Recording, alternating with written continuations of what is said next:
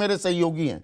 भूपेंद्र, सबसे पहले क्योंकि आप ग्राउंड जीरो पर हैं, मुझे ये बताइए 26 तारीख को ये पुल खुल जाता है, म्यूनिसिपैलिटी मोरबी की कह रही है कि हमसे इजाज़त नहीं ली, ना फिटनेस सर्टिफिकेट लिया, तो ये पुल खुल कैसे गया?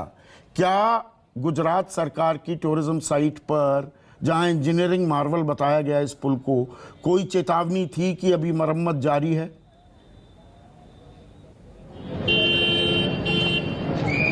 देखिए संदीप, जहां मैं खड़ा हूं वो नगर चौक है मोरबी का, और कुछ देर पहले ही यहां पर लोग कैंडल मार्च लेकर निकले हैं। बहुत सारे सैकड़ों की तादाद में लोग थे और सबकी आंखें नम थी कि जिस तरह का हादसा हुआ है।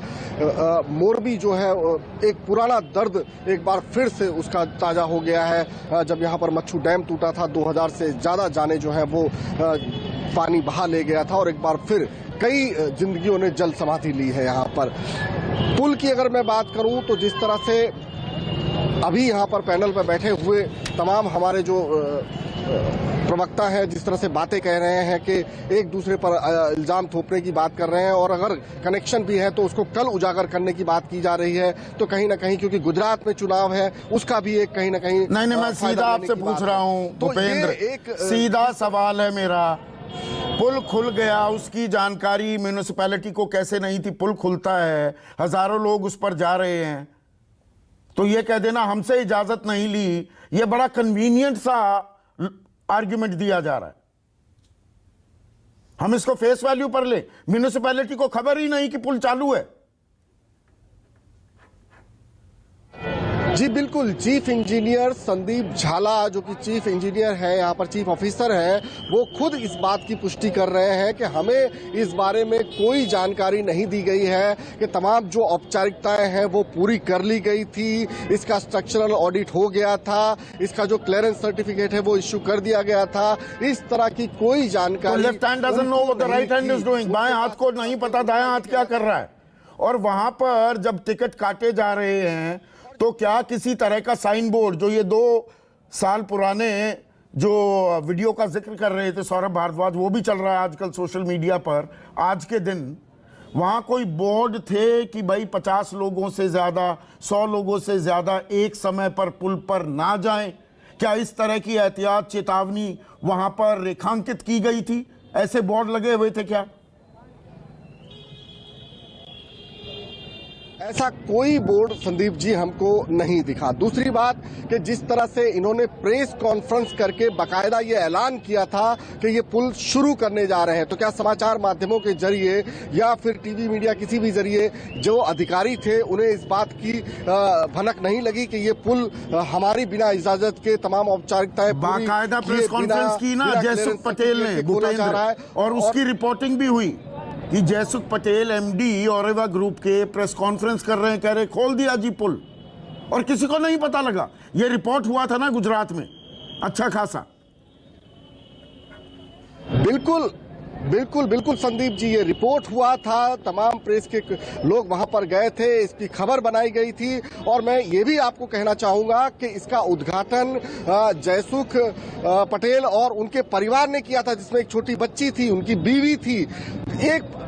आज कितने परिवार जो है इस पुल के धराशायी होने से उजड़ गए हैं। उस पुल का उद्घाटन वो अपने परिवार से करते हैं जो पूरी तरह से रिपेयर्ड नहीं हुआ है, जिसकी समय सीमा रिपेयरिंग की जो थी वो कहीं ज्यादा थी, उसके पहले उस पुल को खोल दिया गया। क्लियरेंस सर्टिफिकेट नहीं लिया जा रहा है, एक मासूम बच्ची से उसका रिबन कटवाया जा रहा है, ये बिना सोचे कि दूसरा कोई मासूम जब यहाँ पर जाएगा तो उसकी जान जा सकती है। जिस तरह से आपने पूछा कि कोई साइन बोर्ड नहीं लगा हुआ था कि इतने ही व्यक्ति इसमें प्रवेश कर सकते हैं, इसके बाद टिकट इश्यू नहीं किया जाएगा।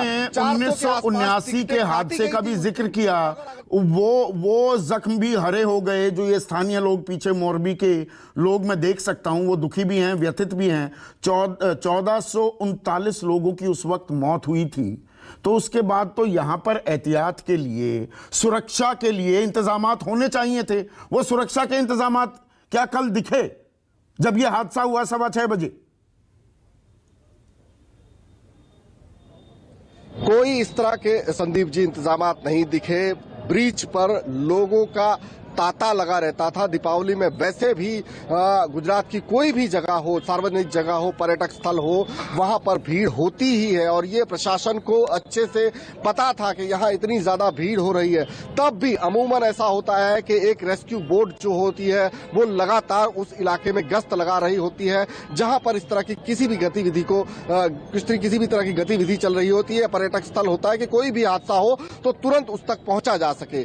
लेकिन यहाँ इतना बड़ा हादसा हुआ, हमने इस बारे में भी पड़ताल की कि ब्रिज तो पहले से भी चालू था, 6 महीने के लिए बंद था, उसके पहले भी ब्रिज चलता था, तो क्या यहाँ पर कोई बोट गश्त लगाती थी, कोई रेस्क्यू टीम घूमती थी? तो हमें पता चला कि नहीं, ऐसा कुछ भी नहीं होता था।